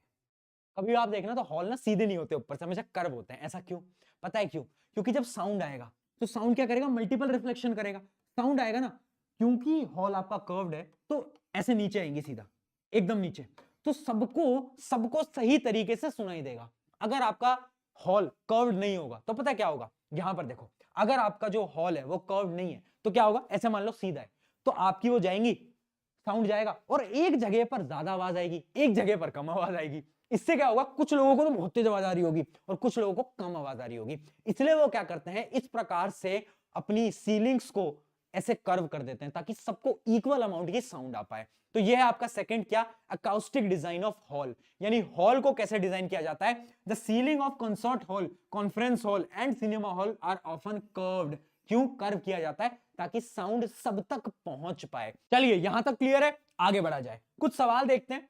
पहला क्या है, what is reflection of sound waves, बता दिया। Bouncing back of sound wave, जब साउंड जाता है, टकराता है, वापस आता है, उसको हम रिफ्लेक्शन बोलते हैं। State the difference between echo and reverberation. Echo क्या होता है, जब सिंगल रिफ्लेक्शन हो रहा है एको, और जब मल्टीपल रिफ्लेक्शन हो रहे हैं तब हम क्या कहलाते हैं, तब हम उसको बोलते हैं हमारा रिवर्बरेशन। ठीक है, क्या ये चीज समझ में आ गया। अगला, mention some of the application of multiple reflection. Multiple reflection के क्या क्या एप्लीकेशन है अभी बताया आपको, याद रखना, स्टेथोस्कोप होता है, म्यूजिकल इंस्ट्रूमेंट होता है, और आपके कंसर्ट हॉल्स होते हैं। चलिए आगे बढ़ा जाए, अब पढ़ते हैं रेंज ऑफ हियरिंग। देखो कुछ साउंड ऐसे होते हैं जो कि हम सुन सकते हैं, कुछ ऐसे हैं जो हम बिल्कुल नहीं सुन सकते। तो जो साउंड हम सुन सकते हैं ना, उसको हम बोलते हैं ऑडिबल साउंड, जो हम सुन सकते हैं, है ना। वो जो रेंज है ना, उस रेंज वो कितनी होती है रेंज, पहले तो मैं आपको वो बता देता हूं। बेसिकली ह्यूमंस जो होते हैं, हमारे जो कान है, वो 20 हर्ट्ज, 20 हर्ट्ज यानी एक सेकंड में 20 बार, एक सेकंड में 20 बार मूवमेंट हो रहा है। 20 हर्ट्ज टू कितना, ध्यान रखना, 20,000 हर्ट्ज, यानी 20,000, 20 के यानी होता है 1000 हर्ट्ज। हमारी जो कान की फ्रीक्वेंसी है ना, वो कितना साउंड सुन सकता है, वो है 20 हर्ट्ज से 20,000 हर्ट्ज तक। हम इसके बीच की सारी फ्रीक्वेंसी सुन सकते हैं। बट अगर इससे ज्यादा फ्रीक्वेंसी आई, ज्यादा फ्रीक्वेंसी यानी जो वाइब्रेशन है वो इससे भी तेज है तो हम नहीं सुन पाएंगे, अगर 20 से कम है तो भी हम नहीं सुन पाएंगे। तो याद रखना ऑडिबल रेंज क्या होती है ह्यूमन की, 20 हर्ट्ज से 20,000 हर्ट्ज तक, इनके बीच की हम सुन सकते हैं, इससे पहले इससे बाद में हम नहीं सुन सकते। अब जो इससे पहले वाली फ्रीक्वेंसी जो 20 हर्ट्ज से भी कम है उसको हम बोलते हैं क्या, इंफ्रासाउंड। क्या बोलते हैं, इंफ्रासाउंड। और जो उससे ज्यादा वाली फ्रीक्वेंसी है 20,000 हर्ट्ज से भी ज्यादा है उसको हम बोलते हैं अल्ट्रासाउंड। तो भैया इंफ्रासाउंड कौन सुन सकता है और इंफ्रासाउंड होता क्या है? जब अर्थक्वेक आने वाला होता है ना तो उस टाइम पे ना कुछ साउंड आते हैं जो कि 20 हर्ट्ज से भी कम होते हैं, वो इंफ्रासाउंड होते हैं और उसको ह्यूमंस नहीं सुन सकते। तुमने देखा होगा कुछ पेट एनिमल्स जो होते हैं, डॉग, कैट, उनको पहले ही पता चल जाता है कि अर्थक्वेक आया। क्यों? क्योंकि वो लोग इंफ्रासाउंड सुन सकते हैं जबकि ह्यूमंस नहीं सुन सकते। ठीक है, तो याद रखना frequencies below 20 hertz are called infrasound. याद रखना ये ह्यूमंस नहीं सुन सकते। इसका एग्जांपल क्या है, जब अर्थक्वेक होता है उस टाइम पे इंफ्रासाउंड आपका प्रोड्यूस होता है। अगला देखते हैं, अगला है अल्ट्रासाउंड। अल्ट्रासाउंड क्या है, ये भी ह्यूमंस नहीं सुन सकते, 20,000 हर्ट्ज से ज्यादा की फ्रीक्वेंसी है। ये जो है ना, ये फॉर एग्जांपल बैट जो होता है, चमगादड़ जो होता है, चमगादड़ जो है वो इसी साउंड को प्रोड्यूस करता है, वो अल्ट्रासाउंड निकालता है। क्योंकि बोल जाता है ना चमगादड़ जो है उनकी आंखें नहीं होती, वो कैसे देखते हैं, तो चमगादड़ क्या करता है, अपने मुंह से साउंड निकालता है और उस साउंड की मदद से क्या करता है, अपनी डायरेक्शन देखता है कि कहां पे मुझे जाना है, किधर कोई सामने कोई ऑब्स्टेकल तो नहीं आ गया, वो अल्ट्रासाउंड की मदद से करता है। उसके अलावा इसका एक और एग्जांपल है जो कि मतलब बहुत सारे एग्जांपल होते हैं, बहुत सारे एनिमल्स होते हैं जो कि अल्ट्रासाउंड निकालते हैं और सुन भी सकते हैं, जैसे कि आपकी डॉल्फिन्स होती हैं, वेल्स होती हैं, वो सब आपके क्या है, इसी के एग्जांपल हैं, है ना। यहां पर आपका लिखा भी हुआ है, bat is one of the most prominent example. अब क्वेश्चन बार बार तुम्हारे, और सुन लो ये इंपॉर्टेंट है, फिर बोलेगा ये पेपर लीक कर दिया, सुन ले ये इंपॉर्टेंट है। Most important question of this chapter, application of ultrasound, 3 number के अंदर पूछा जाता है कि right the 3 applications of ultrasound. Ultrasound हम सुन नहीं सकते बट एप्लीकेशन तो होते हैं उसके। क्या है एप्लीकेशन? सबसे पहला एप्लीकेशन है क्लीनिंग, यानी बता दो, कुछ इलेक्ट्रॉनिक आइटम्स हो गए, उनके ना पार्ट्स के जब डस्ट वगैरह लग जाती है ना तो उस पार्टिकल को हम क्लीन कैसे करें? हम ऐसा तो नहीं छोटे से पार्टिकल को निकालेंगे और हम उसको साफ करेंगे, ऐसा पॉसिबल नहीं है। तो हम क्या करते हैं, अल्ट्रासाउंड चला देते हैं। अल्ट्रासाउंड हम कुछ मशीन आती है अल्ट्रासाउंड की, वो चला देते हैं। अल्ट्रासाउंड की फ्रीक्वेंसी ज्यादा है तो उन डस्ट पार्टिकल को वाइब्रेट करके नीचे गिरा देता है। तो सबसे पहला तो क्या है, क्लीनिंग। जो पार्टिकल हम क्लीन नहीं कर सकते वो हम अल्ट्रासाउंड की मदद से क्लीन करते हैं। अगला है फ्लॉ डिटेक्शन।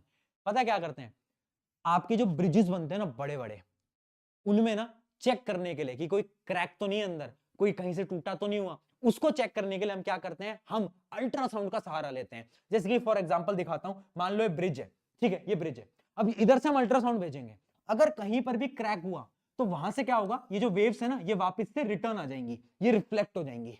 बट अगर यहां पर कोई भी क्रैक नहीं है तो वेव्स पूरी ट्रांसफर हो जाएंगी। इससे हम पता लगाते हैं कि ब्रिज के अंदर कोई क्रैक तो नहीं है, कोई प्रॉब्लम तो नहीं है, अल्ट्रासाउंड की मदद से। तो अल्ट्रासाउंड का अगला है फ्लॉ डिटेक्शन, यानी detect the cracks and defects in metal blocks. Metal हो गया, कंक्रीट हो गया, उनके अंदर मतलब इतने पावरफुल होते हैं ना अल्ट्रासाउंड कि हमारी बॉडी से भी निकल सकते हैं भाई, इतने पावरफुल है, बताओ इतनी ताकत होती है, बॉडी से भी निकल जाएंगे तो पता भी नहीं चलेगा।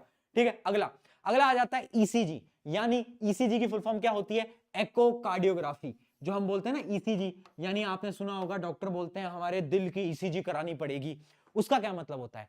ईसीजी का मतलब होता है बेसिकली हम हार्ट के ना पार्ट्स को देखते हैं कि कोई प्रॉब्लम तो नहीं है आपके हार्ट के अंदर, तो अल्ट्रासोनिक साउंड की मदद से, अल्ट्रासोनिक वेव्स की मदद से हम हमारी हार्ट की वर्किंग चेक करते हैं।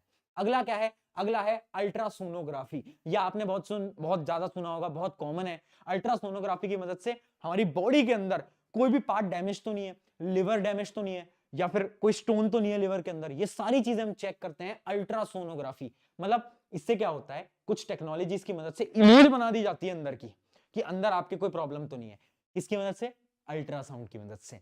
अगला क्या है, किडनी स्टोन्स। कभी कभार किडनी स्टोन हो जाते हैं ना, तो किडनी स्टोन को डिस्ट्रॉय भी कर देगा अल्ट्रासाउंड। मतलब इतना पावरफुल है अल्ट्रासाउंड कि वो चलाएंगे, एक मशीन के अंदर आपको बैठाएंगे, अल्ट्रासाउंड चलेगा और किडनी स्टोन जो है, अल्ट्रासाउंड जाएगा, पार्टिकल को वाइब्रेट करेगा और किडनी स्टोन बह जाएंगे, डिस्ट्रॉय हो जाएंगे।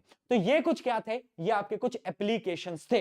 याद रखना अल्ट्रासाउंड के एप्लीकेशंस बहुत इंपॉर्टेंट हैं, मेडिकल एप्लीकेशंस तो बहुत ही ज्यादा इंपॉर्टेंट है। याद रखना 3 एप्लीकेशन।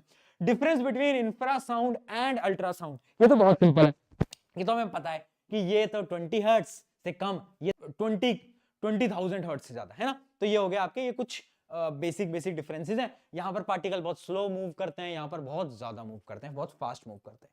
ठीक है, चलिए एक दो सवाल देखते हैं। Why do we hear sound produced by humming bees? अच्छा, but not sound by vibration of pendulum. हमें humming bees का साउंड तो सुनता है, बट पेंडुलम जब मूव करता है ना तो साउंड नहीं सुनता। क्यों?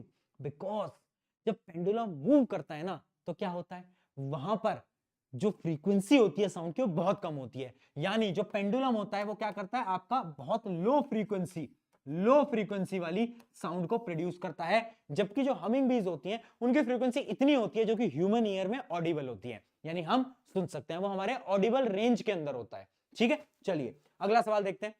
Give the reason flash and thunder are produced simultaneously but thunder heard after few second. ये तो मैं आपको बता चुका हूं, बिजली कड़कने की आवाज बाद में क्यों आती है?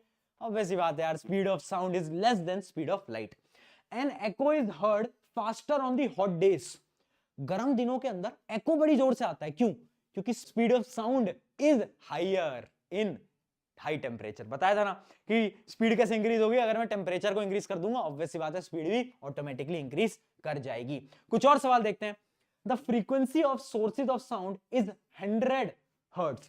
How many times does it vibrate in a minute? एक मिनट में कितनी बार वाइब्रेट करता है? अच्छा, 100 हर्ट्ज का मतलब क्या है भैया? 100 हर्ट्ज का मतलब है कि ये 100 बार वाइब्रेट कर रहा है एक सेकंड के अंदर। एक मिनट के अंदर कितना करेगा? एक मिनट में कितने सेकंड होते हैं? 60 सेकंड होते हैं ना। तो कुछ नहीं करना तुझे, बस मल्टीप्लाई कर देना है, तो आंसर आ जाएगा आपका कितना? 6000, मतलब 6000 बार वाइब्रेट करेगा एक मिनट के अंदर। ठीक है, ऐसे बड़े सिंपल सिंपल लल्लू लल्लू सवाल आते हैं और तुम डरते रहते हो भैया ये क्या हो गया, ये क्या हो गया। ठीक है, चलिए अब बढ़ते हैं आपके इस आखिरी टॉपिक की तरफ, जो कि है आपका सोनार सिस्टम। यहां तक आ गए हो, मोटिवेशन हाई रखो। ठीक है, और मैं एक चीज फिर बोल रहा हूं बेटा, ये जो तुम मेहनत कर रहे हो ना, जो तुम लग लग के काम कर रहे हो ना, ये काम आएगा, एक दिन आएगा जब तुम बोलोगे यार वेल डन, वेल डन, है ना। ये रातों की जो तुम नींदें खराब करके पढ़ाई कर रहे हो ना, एक दिन आएगा जब तुम बोलोगे यार शाबाश। खुद से शीशे में खड़े होके बोलना शाबाश, क्या करा है यार तूने, मजा आ गया। ठीक है, ये जंग किसी और से नहीं है, ये जंग है खुद को खुद से हराने की और इस दुनिया पे जीत पाने की। इस बात को याद रखना, खुद को हराना है बस, वो जो लेजीनेस है उन सारी प्रॉब्लम्स को तुम्हें हटाना है बस। चलिए अब बात करते हैं सोनार सिस्टम की। सोनार सिस्टम क्या होता है? Sonar system is basically sound navigation and ranging. इसकी फुल फॉर्म होती है SONAR, यानी साउंड क्या, नेविगेशन एंड रेंजिंग। यानी ये जो टेक्नोलॉजी है ना, ये ना आपकी जो सबमरीन्स होती हैं, आपकी जो बोट्स होती हैं, उसके अंदर यूज की जाती है। इसका काम क्या है? इससे ना हम डिटेक्ट करते हैं कि जैसे मेरी बोट जा रही है तो पानी की गहराई क्या है, या तो मैं डिटेक्ट करूंगा सामने कोई एनिमी तो नहीं है, कोई दुश्मन तो नहीं है, कोई सबमरीन तो नहीं है। ये सारी चीजें मैं डिटेक्ट करता हूं किसकी मदद से? सोनार की मदद से। इसकी वर्किंग क्या है? बड़ी सिंपल वर्किंग है। दो चीजें होती हैं, एक होता है ट्रांसमीटर, एक होता है डिटेक्टर। क्या होता है? एक होता है ट्रांसमीटर जो कि ट्रांसमिट करेगा, डिटेक्टर जो सिग्नल्स को रिसीव करेगा। समझते हैं इस डायग्राम के साथ। देखो ये मेरी बोट थी, ठीक है, इस बोट का क्या नाम दूं? मारुति 800 बोट। ठीक है, मारुति 800 अपना प्यार है बेटा, तो मारुति 800 बोट है मेरी। ठीक है बेटा, देख लो लग्जरी बोट, एकदम लग्जरी बेटा, है ना। खरीद लिए अपन ने, खरीद लिए इसको। देखो यहाँ ट्रांसमीटर है, यहाँ डिटेक्टर है। अब ट्रांसमीटर क्या करता है? सिग्नल को भेजता है, नीचे जाएंगे साउंड के सिग्नल, रिफ्लेक्ट होंगे ना, नीचे रिफ्लेक्ट होंगे, यहां से रिफ्लेक्ट होंगे और वापस आएंगे। डिटेक्टर जो है डिटेक्ट कर लेगा कि साउंड वापस आ गया। ठीक है, अब ये क्या करते हैं, ये देखते हैं कि कितने सेकंड में साउंड मेरा वापस आया। मान लो मुझे पता चला कि 10 सेकंड में, कितने में बेटा? 10 सेकंड में मेरा जो साउंड है ना वो वापस आ गया 10 सेकंड में। ठीक है, और मुझे ये भी पता है speed of sound in water कितना होता है। मान लेता हूं मैं वो होता है 300, है ना, मुझे पता है वो 300 मीटर पर सेकंड होता है। ठीक है, और मुझे ये भी पता चल गया कि उसने 10 सेकंड लिए। तो क्या मैं अब अपनी डेप्थ को कैलकुलेट कर सकता हूं? क्या मैं इस डिस्टेंस को कैलकुलेट कर सकता हूं? कैसे कर सकता हूं? देखो साउंड ने कितना डिस्टेंस ट्रेवल करा, पहले नीचे गया फिर ऊपर आया। अगर मैं नीचे के डिस्टेंस को s मान लेता हूं तो s प्लस s तो मैं ले लेता हूं 2s। हाँ है ना, बोलो। एक बार नीचे गया, एक बार ऊपर आया। ठीक, डिस्टेंस, ओवरऑल डिस्टेंस कितना है? 2s। ठीक है भैया, स्पीड मुझे पता है 300 है, टाइम मुझे कैलकुलेट कर लिया डिटेक्टर ने मेरे, जो कि है 10 सेकंड। तो क्या अब मैं डिस्टेंस निकाल सकता हूं? बिल्कुल निकाल सकता हूं। Distance is equals to speed into time. Time कितना है? 10। ठीक है, तो मैं बता सकता हूं कि जो मेरी डेप्थ है ना, पानी की जो गहराई है वो कितनी होगी, वो होगी 3000/2 यानी 1500 मीटर। हाँ या ना बोल, हाँ या ना बोल, हाँ या ना बोल, आया आया आया, चमका चमका चमका चमका, हाँ बहुत बढ़िया, समझा। तो ये कुछ क्वेश्चंस होते हैं सोनार के। तो सोनार का फॉर्मूला भी आप नोट डाउन कर सकते हो। बेसिकली जो फॉर्मूला है वो अपन को याद करने की जरूरत नहीं, अपन तो डिराइव कर लेते हैं भाई। कैसे डिराइव करा, ऑब्वियस सी बात है, मुझे पता चल जाएगा कितने टाइम में मेरी वापस आई है, मुझे स्पीड भी पता है, साउंड की स्पीड क्या होती है पानी के अंदर, तो डिस्टेंस तो मैं निकाल ही लूंगा, एक बार नीचे जाएगा एक बार ऊपर जाएगा, तो ओवरऑल जो डिस्टेंस होगा वो ट्वाइस होगा, यानी मैं लिखूंगा 2d = v/t, है ना। तो ये आपका फाइनल फॉर्मूला बन जाएगा। हाँ है ना, जल्दी बताओ क्या चीज एकदम डन है, समझ में आ गया। चलिए, आई होप ये सारी चीजें क्लियर हो गई होगी। अब आगे बढ़ जाते हैं, ये एकदम डन है। तो इसके कुछ एप्लीकेशन देखते हैं। सोनार काम कहां आता है, सबसे पहली चीज तो है मेजर द डेप्थ, यानी ये बताता है कि आपकी गहराई कितनी है। पानी की गहराई कौन बताएगा बेटा, पानी की गहराई बताएगा आपका सोनार, और पढ़ाई की गहराई बताएंगे आपके प्रशांत भैया। बहुत बढ़िया। अगला है अंडर वाटर एक्सप्लोरेशन, यानी क्या ऐसा कोई नीचे जहाज तो नहीं है, कोई सबमरीन तो नहीं है, कोई दुश्मन तो नहीं है, वो सब भी डिटेक्ट कौन करेगा, वो भी आपका सोनार सिस्टम ही डिटेक्ट करता है। उसके अलावा सोनार सिस्टम जो है वो चमगादड़ भी, जो बैट्स होते हैं वो भी आपके क्या करते हैं, सोनार सिस्टम का यूज लेते हैं। यानी ये क्या करते हैं, ये हाई पिच साउंड निकालते हैं, ये यहां से हाई पिच साउंड निकालते हैं। सामने मान लो एक खंबा है ना, एक ब्लॉक रखा हुआ है, तो क्या करेगा, साउंड वापस से रिफ्लेक्ट आएगा, तो बैट को पता चल जाएगा कि अच्छा सामने कुछ है, टेढ़ा मुड़ जाता हूं ऐसे। तो जो बैट होते हैं वो इसी की मदद से ट्रैवल करते हैं। उसके अलावा एक टाइप की फिश होती है जिसको हम बोलते हैं क्या, पॉरप्रेसिस बोलते हैं, तो वो भी अपने को ऐसे ही नेविगेट करती है, यानी वो भी क्या करती है, साउंड निकालती है। सामने कुछ आ रहा होता है तो साउंड रिफ्लेक्ट होकर उसके पास आ जाता है, तो उसे पता चल जाता है सामने कुछ है, और वो मूव कर जाते हैं। तो वो भी सोनार सिस्टम का ही यूज ले रहे हैं। ठीक है, चलिए, तो क्या आपको सोनार सिस्टम बेटा समझ आया? आया तो एक दो सवाल करते हैं जिससे आपकी क्लैरिटी एकदम हाई क्लास हो जाएगी, फर्स्ट क्लास हो जाएगी। आ जाओ, पहला सवाल देखते हैं। A person hears a echo after 2 second. चलिए, टाइम हमें दे रखा है 2 सेकंड, बहुत बढ़िया बात है। तो if the speed of sound is 343 metre पर सेकंड, कैलकुलेट द डिस्टेंस। आय हाय हाय हाय, ये तो बहुत सिंपल बात है यार, कि पर्सन ने एको को हियर करा 2 सेकंड बाद, है ना, और एको का क्या मतलब है कि उसने बोला, गया और वापस आया, 2 सेकंड बाद उसे सुनाई दे गया। स्पीड हमें पता है, स्पीड कितनी है, 343। Calculate the distance. देखो, इन क्वेश्चंस में याद रखना कि कितना डिस्टेंस ओवरऑल ट्रेवल करा। मान लो मैंने यहां से बोला, तो मैंने बोला बोला बोला बोला, पहला तो ये डिस्टेंस, और फिर वापस भी आता है साउंड, तो ओवरऑल जो डिस्टेंस होगा वो होगा 2 टाइम्स द ओरिजिनल डिस्टेंस। हाँ है ना, तो फॉर्मूला याद रखना, 2d = टाइम, टाइम है 2 सेकंड, इंटू स्पीड कितनी है, 343। ठीक है, तो आपका टोटल डिस्टेंस कितना आ जाएगा, 2 को इधर ले जाओ, इन दोनों को काट भी सकता हूं डायरेक्टली, तो वो आ जाएगा आपका 343 मीटर। बहुत बढ़िया, बहुत बढ़िया, बहुत बढ़िया। तो ये आ जाएगा आपका इसका डिस्टेंस। तो ऐसे मैं रिफ्लेक्टिंग सरफेसेस के डिस्टेंस निकाल सकता हूं। थोड़ा सा और टफ लेवल का सवाल करें, आ जाओ। ये थोड़ा टफ सवाल है, ध्यान से देखना बेटा, दिमाग लगाना पड़ेगा। आ जाओ आ जाओ आ जाओ, ये सवाल बहुत बार पूछा गया है, बहुत स्कूल के पेपर के अंदर मुझे बहुत बार रिपीटेटिव में सवाल देखा है। कोशिश करो एक बार ट्राई करने की, जल्दी जल्दी दिमाग लगाओ, जल्दी, है ना। देखो, इसके अंदर क्या गिवन है, ये बोला गया है कि एक ना, यहां पर एक शिप है, यहां पर एक क्लिफ है। क्लिफ मतलब एक पहाड़ी है, ठीक है। अब शिप में क्या हुआ, किसी ने किसी पे बंदूक चला दी, डिस्काउं, एक बंदूक चलाई, तो जब बंदूक चली ना तो सबको आवाज आई, ठीक है, सबको आवाज आई, बट थोड़ी देर बाद उन्हें वापस से आवाज आई उसी बंदूक की, तो डर गए। बट ऐसा हुआ क्यों, ऐसा इसलिए हुआ क्योंकि जब उन्होंने बंदूक चलाई तो वो जो थी आवाज, वो गई गई गई और वापस टकराकर वापस आई वापस आई वापस आई, है ना, एको हुआ। तो यानी ये जो फिनोमिना था ना, इस फिनोमिना को हम क्या बोलते हैं, सबसे पहले तो ये पूछ रहे हैं, इस फिनोमिना को हम बोलते हैं क्या, एको। क्या बोलते हैं, एको। तो what is the name of the effect, क्या इफेक्ट है, एको है, वन टाइम रिफ्लेक्शन हुआ है। अगला, what happens to the sound at the cliff, cliff में साउंड के साथ क्या हुआ, तो यहां पे साउंड गया, टकराया, यानी रिफ्लेक्शन, रिफ्लेक्शन हुआ है। बहुत बढ़िया। अगला क्या है, how far does the sound travel in 5 second, यानी यहां पे जब उन्होंने गोली चलाई ना तो 5 सेकंड बाद उन्हें वापस से सुनाई दिया, ठीक है। और ये डिस्टेंस हमें गिवन है, ये डिस्टेंस हमें गिवन है, लिखा हुआ है, जो कि आपका 800 मीटर, 800 मीटर हमें गिवन है, ठीक है, 800 मीटर। और मुझे ये भी गिवन है कि क्या, क्या बोलना भाई, ये हमें गिवन है कि 5 सेकंड लगे। हमसे सवाल ये पूछ रहा है, how far does the sound travel in 5 second, कितना चला होगा साउंड, 800 मीटर नहीं, 800 वापस से 800, तो ओवरऑल होगा 1600 मीटर। तो ओवरऑल डिस्टेंस साउंड कितना चला, 1600 मीटर।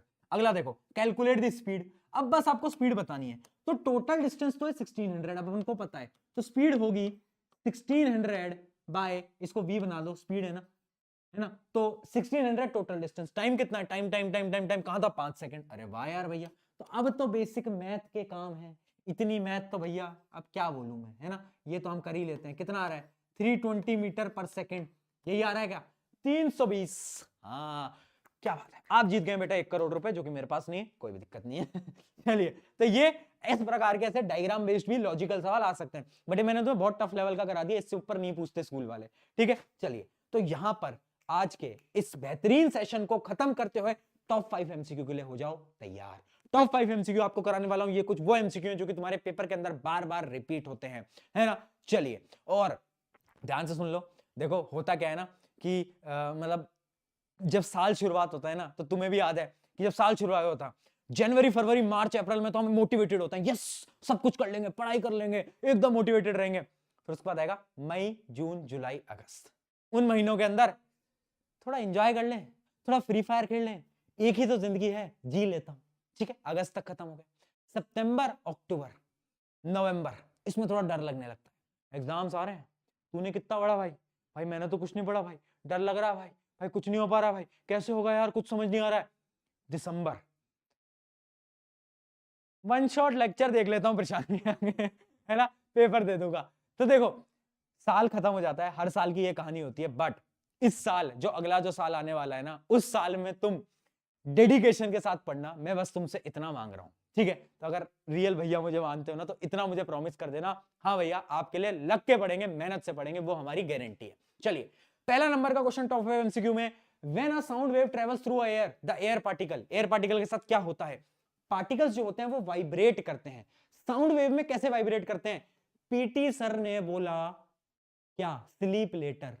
हाँ, पार्टिकल कैसे वाइब्रेट करते थे, बोलो, अरे बोल दो यार, क्या था यार, लॉन्गिट्यूडनली। लॉन्गिट्यूडनली में क्या होते थे, सेम डायरेक्शन में, vibrate along the direction of the wave, B. बहुत बढ़िया। Speed of sound is maximum, कहां पर मैक्सिमम होता है, मैंने बताया था जहां पर डेंसिटी ज्यादा। बहुत बढ़िया, सॉलिड। अगला सवाल आपका आ जाता है, द लाउडनेस ऑफ साउंड, किस पे आपकी लाउडनेस, मैं जोर से बोल रहा हूं, किस वजह से, एम्पलीट्यूड। हाँ बहुत बढ़िया, स्मार्ट हो गए हो, याद है आंसर है, हाँ, क्या मुस्कुरा रहे हो, पढ़ ले। The time period of wave is 0.01 second. What is the frequency, frequency कैसे निकालेंगे, मैंने आपको बताया, जो फ्रीक्वेंसी होती है वो होता है 1 बाय टाइम पीरियड। तो टाइम पीरियड हमें गिवन है 0.01, पॉइंट हटाओ, ऊपर 2 जीरो लगाओ, तो ये आपका हो जाएगा 100। 100 है क्या आंसर में, बहुत बढ़िया, C is your correct answer. चलिए, आखिरी सवाल आपकी स्क्रीन पर, the range of audible frequencies 20 hertz to 20,000 hertz. बहुत बढ़िया, बी।